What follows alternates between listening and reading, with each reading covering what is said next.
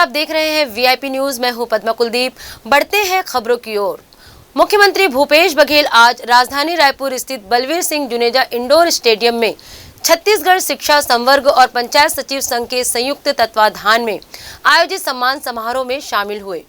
संघ के सदस्यों ने मुख्यमंत्री बघेल द्वारा शासकीय कर्मचारियों और अधिकारियों के हित में पुरानी पेंशन योजना लागू किए जाने पर उनका सम्मान कर आभार व्यक्त किया। इस अवसर पर संसदीय सचिव चंद्रदेव राय और संघ के पदाधिकारी मौजूद रहे। घोषणा हुई है विधानसभा में, तब से विभिन्न हमारे संगठन, सरकारी कर्मचारी अधिकारियों के संगठन आगे धन्यवाद दे रहे हैं। आज एक बड़ा आयोजन शिक्षकों के और पंचायत सचिवों के 12 संगठनों ने आज धन्यवाद आभार व्यक्त किया। हजारों की तादाद में सब कर्मचारी आए थे और कुछ उनके मांगे थी, उनमें कुछ संशय है, उसको मैंने चीफ सेक्रेटरी से कहा है कि उन सबको उसके बारे में अपना प्रस्ताव दें। लगातार गृह विभाग के द्वारा, पुलिस के द्वारा लगातार काम किया जा रहा है और उसमें लगातार समीक्षा भी की जाती रही है, तो उसमें और चुस्त दुरुस्त करने के लिए, प्रभावी कदम उठाने के लिए मैंने निर्देश दिए। लगातार देखिए, छत्तीसगढ़ में तो बहुत कमी आ गई है, नहीं तो पिछले 15 साल में ऐसा कोई सत्र नहीं जाता था जिसमें स्थगन न लगे, ध्यानाकर्षण न लगे, और तो उसमें अब लगातार छत्तीसगढ़ में कमी आती जा रही है। दूसरा आपने कौन सा पूछा? कौशिक जी बोल रहे हैं कि मैं कौशिक जी से कहना चाहूँगा कि पत्र लिखने की बात है तो बिना पत्र लिखे ही वो हमारे जीएसटी क्षतिपूर्ति दिला दे। भाई, आपकी जब सरकार थी तब 5 साल के लिए क्षतिपूर्ति की आपने मांग की या फिर उससे सहमत हुए। भारत सरकार के प्रस्ताव से आप सहमति व्यक्त की 5 साल तक के। लेकिन मैं धर्मलाल कौशिक और भारतीय जनता पार्टी से कहना चाहूँगा कि इस क्षतिपूर्ति बंद होने से लगभग 5,000 करोड़ का हमको नुकसान होगा। तो क्या मेरा जो प्रस्ताव है 10 साल बढ़ाया जाना चाहिए, इससे सहमत है कि नहीं है? और केंद्र सरकार से भी कहना चाहूँगा, फिर ऐसा कौन राज्य है, मान लो हमारे यहाँ 10 सीमेंट प्लांट है, हम उत्पादन करते हैं, हमको जितना उत्पादन करते हैं उसमें 10% सीमेंट है हमको लगता है, बचे तो दूसरे राज्य जाते हैं, तो हमको क्या फ़ायदा है? तो हमारे प्रदेश के लोग प्रदूषण झेले, हमारे जंगल कटे, हमारे लोग पुनर्वास के लिए बाध्य हो और लाभ दूसरे प्रदेश के लिए उठाएं, और तो ऐसे में जो उत्पादक राज्य है वो फिर औद्योगिकरण क्यों कराएगा? और भारतीय जनता पार्टी और खासकर धर्मलाल कौशिक जी से कहना चाहता हूं, क्या वो 10 साल तक के मैंने मांग की है जीएसटी क्षतिपूर्ति, उसके सहमत हैं कि नहीं है? क्या उसका विरोध करते हैं? केंद्र सरकार हमारी क्षतिपूर्ति देना बंद कर दे। रायगढ़ जिले में उद्योगों की कमी नहीं है, लेकिन स्थानीय लोगों को रोजगार मुहैया कराने के झूठे वादों के साथ जमीन अधिग्रहण की जा रही है। जानकारी के मुताबिक बाहर से आए उद्योगपति अरबों रुपए कमा रहे हैं। इसी वजह से बीएस स्पंज के खिलाफ युवाओं का गुस्सा देखने को मिला है। बता दें, युवकों ने कहा कि जिला कलेक्टर के नाम 1 अप्रैल को ज्ञापन सौंपेंगे। पूर्व में हम लोग 11/3/2022 को आवेदन देने आए थे, जिसमें कलेक्टर महोदय को दिया गया था। उसी के विषय में फिर से दोबारा जो सुनवाई नहीं हुआ, उसके विषय में फिर से हम लोग ज्ञापन सौंपने के लिए आज कलेक्टर महोदय के यहाँ आए हैं, जो सौंप कर अभी बाहर निकल रहे हैं।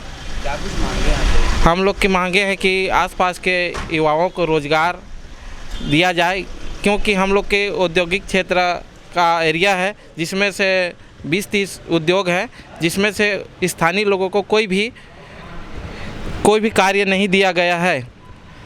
उनके योग्यता अनुसार कम से कम कार्य दिया जाए, जो इस योग्यता का है उस योग्यता के हिसाब से उनको कार्य दिया जाए।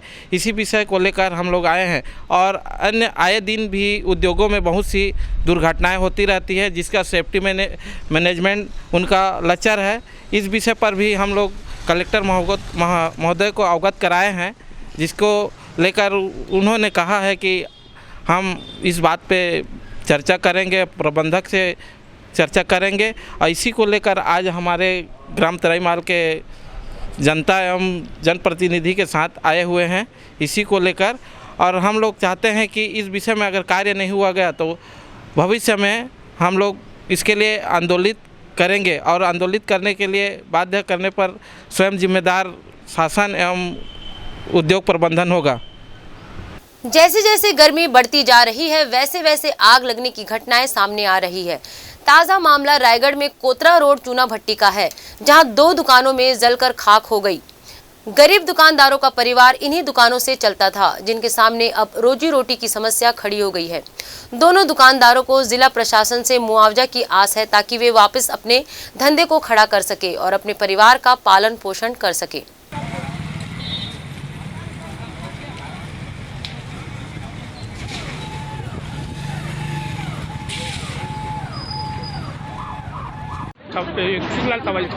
सुखलाल था भाई। अथवाई जी, आग कैसे लगी, क्या नुकसान हुआ है, कितना घाटा हुआ है, आपको बताएं। मेरा नुकसान तो बस यही पूरा दुकान जल गया, 40-50 हज़ार का नुकसान होगा। गरीब आदमी मैं कहाँ से पेट चलाऊंगा, कैसे चलाऊंगा। अब इसके बाद तो मेरा कोई रोजी रोटी है नहीं, कैसे चलाऊंगा मेरे समझ नहीं आ रहा है। अब इसके बाद तो पूरा भूखा मर जाऊंगा, फिर इसके बाद क्या करूंगा मेरे को कुछ समझ नहीं आ रहा है। अब जिस समय आग लगी उस समय आप कहाँ थे? मैं फर्स्ट टाइम तो दुकान नहीं खोला था, सेकेंड टाइम खोलूँगा बोल के, और मेरा सूचना मिला तुरंत आया हूँ मैं।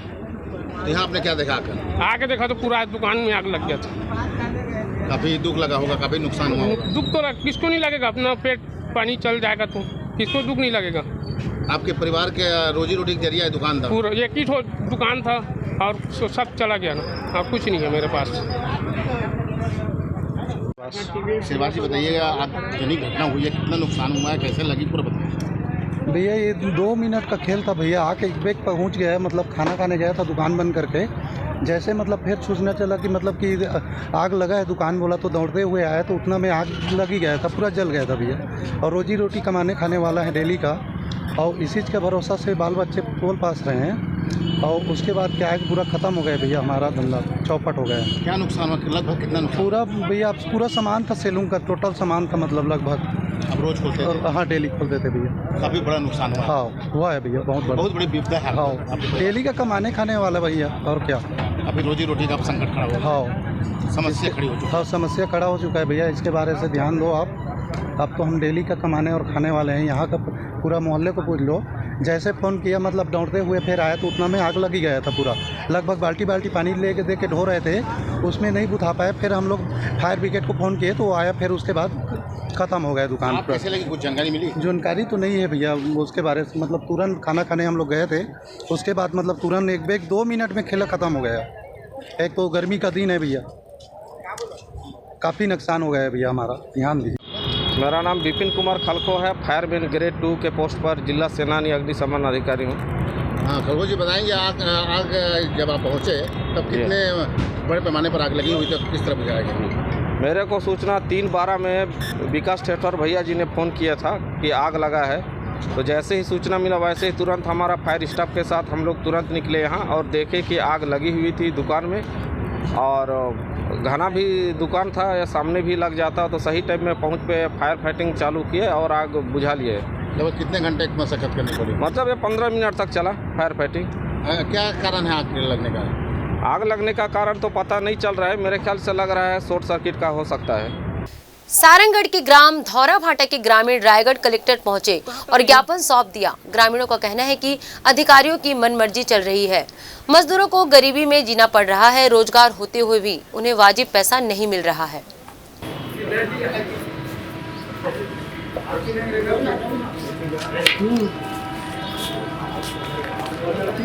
ग्राम पंचायत धौराभाटा अग्रासित लाला दुर्वा का सरपंच हूँ मैं, जनक राम बरिया जी। बताएंगे क्या कुछ मामले को लेकर? मजदूर मन के भुगतान बढ़ा रहे हैं। कितना मजदूर बहुत है सर।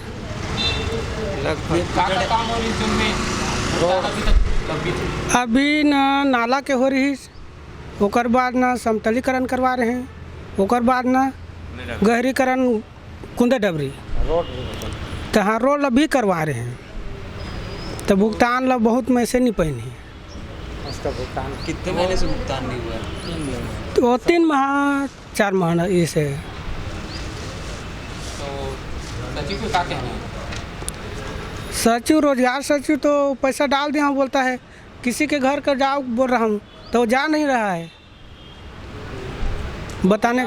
अभी आपने आवेदन दिया कि कहाँ दिया? जिला में दिया। मेरा नाम सुबेलाल चौहान, ग्राम पंचायत धौराभाटा से बोला था भैया। हम 5 महीना काम करे हन, माटी बोहे हन, तालाब में बोहे हन, नदी में नाला के काम करे हन और लाला धुरा के तालाब में काम करे हन, धौराभाटा के भी काम करे हन, रोड में भी काम करे हन। हमला 5 महीना हो गया, हमने 1 रुपया हम पैसा नहीं पाए हन।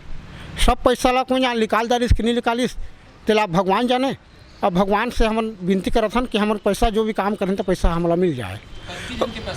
हमारे के कम से कम 100 आदमी के बचे हैं, 100 आदमी को पैसा हम नहीं पाए हैं। तो हम सरपंच लेके आए हैं ना, सरपंच हमारे आगू में सामने में बैठे हैं और सरपंच भी हम विनती करत हन कि हमारे पैसा ला हमला सरपंच पाए परत हन कि हमारे पैसा ला भी देवा दे। जो सरपंच हमारे सामने में खड़े हैं। नगरीय निकाय चुनाव से पहले भिलाई के रिसाली नगर निगम ने अपना बजट पेश कर दिया है। निगम के महापौर शशि सिन्हा ने 110 करोड़ का अनुमानित बजट पेश किया है। महज 20 मिनट की बैठक के बाद पहला बजट पेश कर दिया गया। आगे बढ़ते हुए सुंदर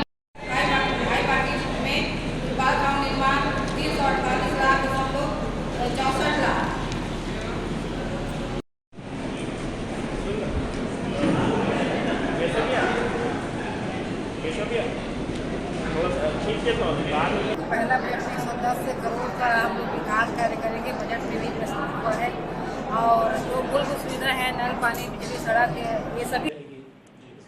प्रदेश में एकमात्र निगम होगा रिसाली जो घरेलू वेस्ट से, जो कि बहुत बड़ी समस्या होती है निष्पादन की।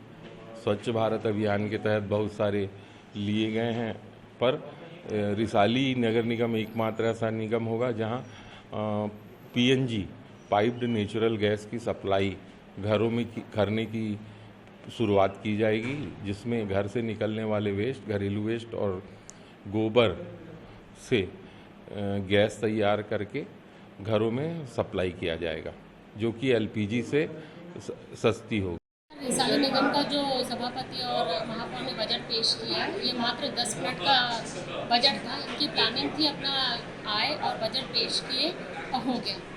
हम पे ना कोई जानकारी दी गई, ना पूछा गया, ना कुछ बताया गया, बस आए और बजट पेश कर दिए। हमको हमेशा दरकिनार किया जाता था और आज भी हम उसका एक हिस्सा बने हैं कि अधिकारी और महापौर और ये जो सभापति थे, इनके द्वारा जो भी किया गया ये हमको कोई जानकारी नहीं दी गई और 10 मिनट में बजट पेश करके काम किया। बेमेतरा में जिला मुख्यालय स्थित आदर्श उच्च माध्यमिक विद्यालय को मूल्यांकन केंद्र बनाया गया है, जहां 140 शिक्षक शिक्षिकाओं द्वारा 10वीं 12वीं की उत्तर पुस्तिका का मूल्यांकन जारी है।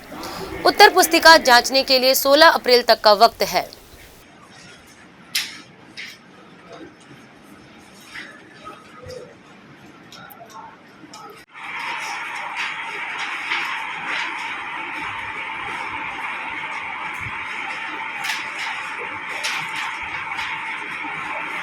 जिले में कुल 10वीं और 12वीं दोनों मिलाकर के 95,494 उत्तर पुस्तिकाएँ आई हैं और जिसका वैल्यूएशन का कार्य CC कैमरे की निगरानी में हो रहा है। कुल 15 कमरों में संचालित है और लगभग इसमें हमारे जिले के 150 शिक्षक वैल्यूएशन कार्य के लिए उपस्थित हैं, जो अपने अपने विषय में विशेषज्ञ हैं। और इसका जो समय है सर 10 से 5:30 बजे तक है, कंटिन्यू संचालित रहता है। और जो अंतिम जो हमारा मूल्यांकन जो काम है 28 तारीख से शुरू होकर के 16 अप्रैल तक संचालित होंगे। रायगढ़ जिले में इन दिनों वार्डों में पानी का सप्लाई नहीं हो रहा है। अमृत मिशन होने के बावजूद सप्लाई अब तक पूरी नहीं हो पाई है, जिसकी वजह से जनता को गर्मी के मौसम में पीने का पानी नहीं मिल रहा। नगर निगम से लेकर सरकार और प्रशासन का इस तरफ ध्यान नहीं है।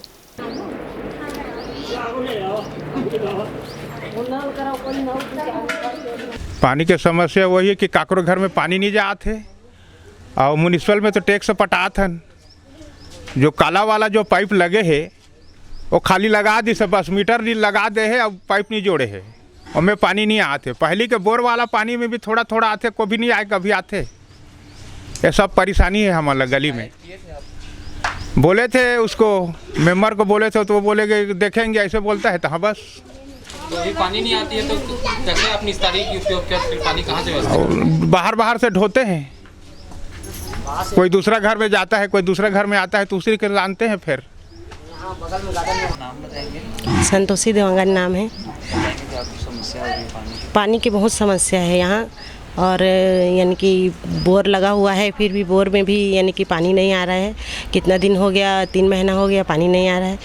और काला पाइप जो लग रखा है उसमें भी जॉइन नहीं किए हैं। आधा यानी कि गली में मतलब डाल दिए हैं मोटा पाइप, और आधा में नहीं डाले हैं। और नदी नहाने बच्चे लोगों को लेके जा रहे हैं, उसमें भी खुजली उजली चालू हो गया है। पीने के लिए किसी के घर में बोर है तो जा रहे हैं, कितना दूर से ला रहे हैं पानी, पीने के लिए उतना ही मिल रहा है। और यानी कि काम में जाते हैं तो भी दिक्कत, नहीं जा रहे हैं पानी के कारण, तो खाने के लिए दिक्कत। सब तरफ पूरा यानी कि नीचे है, यानी कि गली भी नीचे है, फिर भी नहीं आ रहा है। मेंबर को कितने बार बोल चुके हैं, बोल रहे हैं मेंबर हाँ लगेगा 3 महीने तो हो गया, मेंबर कोई कुछ ध्यान नहीं दे रहे हैं अपना। शिकायत किए थे आप लोग? मेंबर के पास बोले थे, 2-3 बार बोले थे, लगेगा करके बोले। दीपावली के समय बोले तो हाँ लगेगा, बस 1 हफ्ता में लग जाएगा करके बोले हैं। 3 माह हो गया, फिर भी से कोई सुनाई नहीं है। तो दिनचर्या के लिए जो पानी की व्यवस्था है वो कैसे, किस प्रकार से करते हैं आप? जैसे किसी के घर में मोटर चालू करते हैं तो आते हैं तो जाते हैं, नदी तरफ जाते हैं, और मतलब नदी का ले आते हैं मांजने धोने के लिए भी। क्या करेंगे, अब पानी का दिक्कत है तो कहीं का भी पानी पिएंगे। और जैसे कि दूसरे मोहल्ले में अगर चालू है तो वहाँ जाते हैं, पीने के लिए तो व्यवस्था करना ही पड़ता है थोड़ा मोड़ा। और यानी कि घर में भी नल है, और म्युनिसिपल में भी पैसा पटा रहे हैं, फिर भी ओकर बावजूद भी यानी कि 3 माह हो गया पानी नहीं है बिल्कुल भी। घर में मोहल्ले में भी पानी नहीं है, कहीं भी नहीं है, तो कहाँ से लाएंगे? बताएंगे भैया, शहर के कई वार्डों में पानी की दिक्कत आ रही है, गर्मी का महीना भी शुरू हुआ है, ऐसे पानी की दिक्कत होगा तो क्या करेंगे जनता? जैसे कि गर्मी में थोड़ा दिक्कत आता है, परेशानी होता है, क्योंकि जल स्तर जो रहता है वो बहुत नीचे चला जाता है। और इसको अवगत कराते हुए हम आयुक्त महोदय को भी लेटर लिखा हूँ मैं कि कम से कम 30 से 35 पंप खरीदा जाए बोलकर, और जिसकी फाइल चल चुकी है, और विगत आने वाले दिन में मेरे ख्याल से अभी खरीदी भी हो जाएगा, जिससे समस्या दूर हो जाएगी। इससे समस्या दूर तो होगी, कुछ दूर हो जाएगी समस्या इससे, कि जो पंप मान लो जो बिगड़ रहा है वही पंप को निकाल के ले जाकर बना रहे हैं, फिर उस पंप को लगाने में कम से कम 1 से 2 दिन बनने में लग जा रहा है। तो अभी नया पंप आ जाएगा तो क्या तुरंत तत्काल लग जाएगा। अब वक्त हो चला है एक छोटे से ब्रेक का।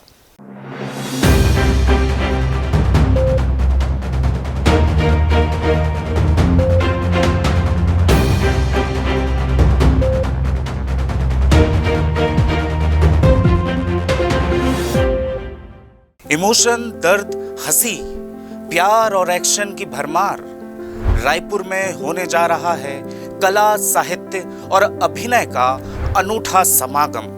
देश के जाने माने नाट्य समूह करेंगे शिरकत। चुने हुए 16 नाटकों का होगा मंचन। असगर वजाहत की किताब का होगा विमोचन।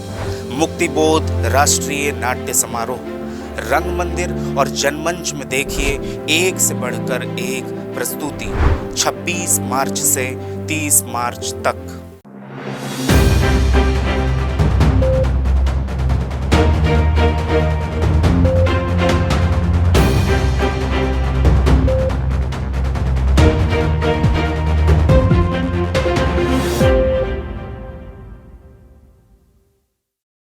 ब्रेक के बाद एक बार फिर आप सभी का स्वागत है। रायपुर के दलदल सिवनी में सड़क चौड़ीकरण को लेकर मोहल्ले वासियों ने जमकर विरोध प्रदर्शन किया। दरअसल आज सुबह से दलदल सिवनी इलाके में निगम अमले ने पहुंचकर सड़क किनारे मौजूद दुकानों और घरों पर कार्यवाही शुरू की, जिसके बाद विरोध में मोहल्ले के सभी लोग सामने आ गए। वार्ड पार्षद सुशीला धीवर ने तमाम परेशानियों को बताते हुए उचित कार्यवाही करने की मांग की है। वहीं पीड़ित महिलाओं ने भी राहत पहुंचाने की गुहार प्रशासन से लगाई है।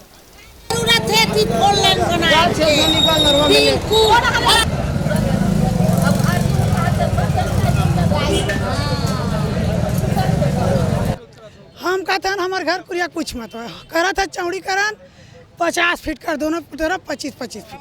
और हमारा 4 लाइन बिल्कुल नहीं चाहिए। हमारे गांव जैसे तैसे रहन दे।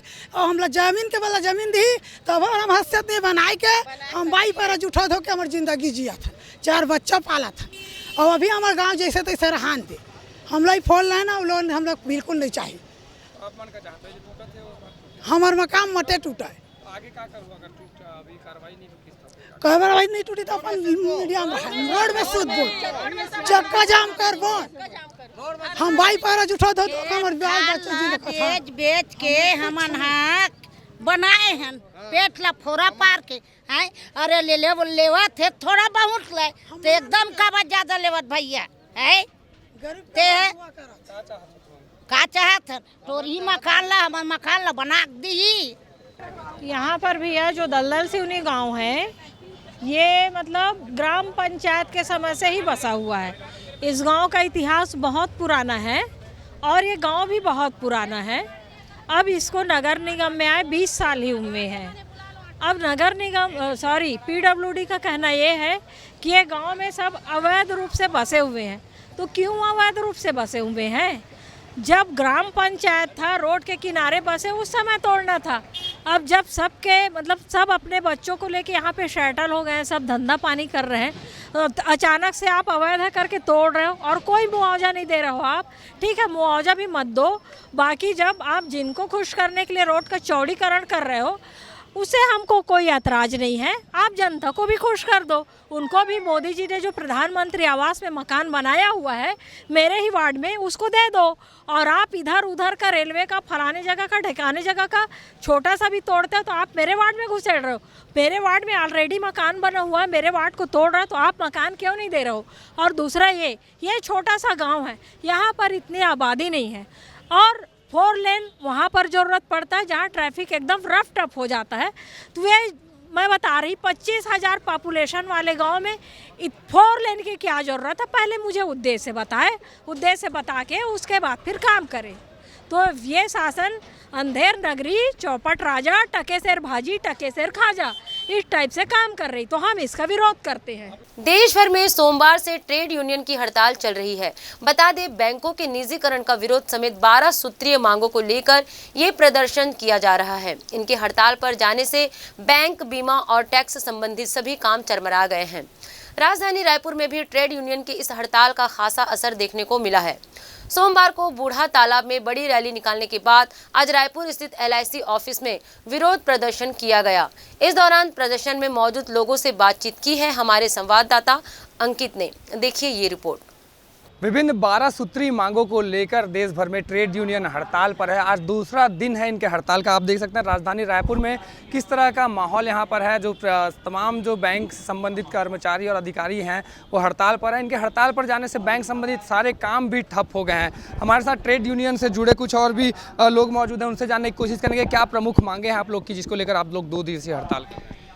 आज जो 29 तारीख का हड़ताल है, पूरे देश भर में कर्मचारी और अधिकारी आज अपने वेतन कटाकर 2 दिन की हड़ताल कर रहे हैं। कल की हड़ताल बहुत ही अच्छी रही और सप्रेशाला स्कूल में हम लोगों ने ऑल ट्रेड यूनियन मिलकर इस हड़ताल को, और आज LIC बिल्डिंग में LIC एवं बैंक के कर्मचारी अधिकारी जिसमें सभी आज उपस्थित हैं। हमारी जो पहली मांग है वो निजीकरण के विरोध में है कि बैंकों का निजीकरण एवं LIC का जो IPO आ रहा है उसको नहीं किया जाए। साथ ही जो पुरानी पेंशन पद्धति है उसको लागू करने के लिए भी हम इसमें साथ में हैं। मेरे ख्याल से सरकार को हम लोग की बात माननी चाहिए और ये जो 2 दिवसीय जैसे हड़ताल है और लोगों की भीड़ है उससे पता चलता है कि हम उनकी ये जो कूटनीति जो चल रही है, सरकारी केंद्रों को मतलब प्राइवेट की ओर ले जाना, लोगों के हाथों में करोड़पतियों के हाथों में ये सब बेचना, मेरे ख्याल से ये सब के लिए हम लोग का जो 2 दिवसीय हड़ताल है उसमें कुछ तो असर करना चाहिए। लोगों का काम रुक रहा है तो उस वजह से मेरे ख्याल से होना चाहिए और हम इसका पुरजोर विरोध करते हैं। यूनियन के पदाधिकारियों द्वारा बातचीत की कोशिश भी की गई है सरकार से। क्या लगता है, अभी 2 दिनों में काफ़ी कुछ नुकसान भी सरकार को हुआ है इस आप लोग के हड़ताल पर जाने से, कैसे देखते हैं, क्या जल्द ही आपकी बातचीत हो पाएगी? सरकार अभी हाल फिलहाल बिल्कुल अपना आइडियल रवैये को बनाए रख रही है। ये CLC मीटिंग में उन्होंने साफ साफ ये कह दिया है बैंक से कि अभी हाल फिलहाल वो हमारी किसी मांग को नहीं माने। हम इस लड़ाई को और आगे जारी रखेंगे। अभी तो मात्र 2 दिन की हड़ताल हुई है, इसके बाद भी हमारे कॉरपोरेट से हमको जो भी निर्देश आएगा उसको हम पालन करते हुए आगे और हमारा संघर्ष बढ़ेगा। जो कि यह सरकार जो है धीरे धीरे करके स्टेज वाइज बहुत ही धीमे तरीके से जितने सार्वजनिक उपक्रम हैं इनको बेचे जा रही है और जिसका सीधा सीधा असर आम जनता को हो रहा है और आगे भी होगा। हमारी ये लड़ाई सिर्फ बैंक और बीमा, सेल या कोल ये सबको बचाने के लिए नहीं है, ये आम जनता को बचाने के लिए हड़ताल है ये हमारी। आप देख सकते हैं ये रायपुर में ट्रेड यूनियन का हड़ताल है जो लगातार यहाँ पर पिछले 2 दिनों से चल रहा है। दूसरा दिन है इस हड़ताल का। देश भर में इस जो प्रदर्शन है वो की जा रही है। रायपुर में भी इसका कहीं ना कहीं खासा असर दिख रहा है और जिस तरह से केंद्र सरकार के खिलाफ यहाँ पर जो 12 सूत्री मांगों को लेकर प्रदर्शन किया जा रहा है, अब देखने वाली बात ये होगी कि इन 2 दिवसीय हड़ताल के बाद क्या कुछ प्रतिक्रियाएँ केंद्र सरकार की ओर से सामने आती है। कैमरा पर्सन अमीन कुरैशी के साथ अंकित मिश्रा की report, VIP news Raipur. Chhattisgarh सहित देश में कांग्रेस महंगाई को लेकर केंद्र सरकार को घेरने जा रही है। इस अभियान में कांग्रेस संचार विभाग के प्रमुख सुशील आनंद शुक्ला का बयान सामने आया है। अभियान के बारे में बताते हुए शुक्ला ने कहा कि 31 मार्च से लेकर 7 अप्रैल तक अलग अलग चरणों में केंद्र सरकार के खिलाफ महंगाई को लेकर प्रदर्शन किया जाएगा। देश के लोग महंगाई से परेशान हैं। अभियान कांग्रेस पार्टी चलाने वाली है, जिसके अंतर्गत 31 मार्च को देश भर में और छत्तीसगढ़ में भी कांग्रेस के कार्यकर्ता अपने घरों से गैस सिलेंडर, गैस चूल्हे निकाल के बाहर रख के प्रदर्शन करेंगे, घंटी बजाएंगे, थाली बजाएंगे, ड्रम बजा के केंद्र सरकार की कुंभकर्णी निंदा से जगाने का प्रयास करेंगे कि आज देश के लोग महंगाई से परेशान हैं, केंद्र सरकार उनको राहत पहुँचाए। इन सब कार्रवाइयों का उसी दिन कांग्रेस के सभी कार्यकर्ता, सभी पदाधिकारी सोशल मीडिया में अपलोड करेंगे, ज़्यादा से ज़्यादा प्रसारित करेंगे। इसके अलावा 2 अप्रैल से लेकर 4 अप्रैल तक महंगाई मुक्त भारत का अभियान का दूसरा चरण चलाया जाएगा, जिसके तहत सभी ब्लॉकों में, जिलों में धरना प्रदर्शन किया जाएगा तथा छत्तीसगढ़ की राजधानी रायपुर में इस अभियान के तहत तीसरे चरण में 7 अप्रैल को एक विशाल धरना आयोजित किया जाएगा। नारायणपुर में आईडी ब्लास्ट की चपेट में आने से 2 जवान घायल हो गए हैं। घायलों को अस्पताल पहुंचाया गया है। एक जवान की स्थिति सामान्य है, वहीं दूसरे को गंभीर चोट लगी है। नक्सलियों ने आईडी को जिवला पदर मार्ग पर पहले से लगा रखा था, जिन्हें तार और बैटरी से जोड़ा गया था।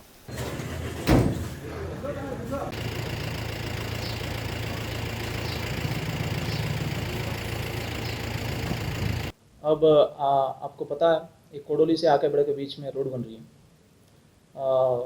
आज 29 मार्च को सुबह एक 5 आईडी फटी है, कमांड आईडी है। ये जेवलपदर के 1 किलोमीटर आगे फटी है।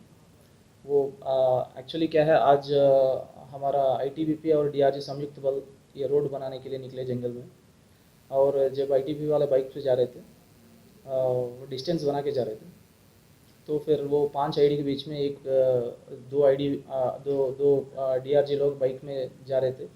वो लोग वो 5 आईडी के बीच में बाइक रोके थे। तो फिर जो वो कमांड आईडी थी, जो कमांड कर रहा था आईडी को जंगल में बैठ के नक्सली लोग, तो फिर ये देख के वो लोग फिर बैटरी जोड़ दिया। जब आईडी फटी थी, 2 लोग घायल हो गए थे, हमारा DRG जवान लोग। एक का हालत अभी बिल्कुल नॉर्मल है, ठीक है, मैं भी अभी आके जाके मिले थे। और एक का थोड़ा मतलब आंख में थोड़ा घुस गई स्प्लिंटर, इसकी वजह से उनको रायपुर रेफर किए थे। अभी चॉपर में रायपुर गए। एक्चुअली क्या है, हमारा आज टैक्टिक्स बहुत अच्छा था, इसलिए कुछ हुआ नहीं है। क्योंकि हम वो रोड का काम अभी जो चल रही थी, उसमें हम ना पूरा गांव के जो लोग हैं उन लोगों को आगे रख के हम जो भी काम करा रहे हैं, वो गांव के लोग भी अच्छा, वो लोग मोटिवेट होकर उसमें शामिल थे। फिलहाल इस बुलेटिन में इतना ही। देखते रहिए VIP न्यूज़। नमस्कार।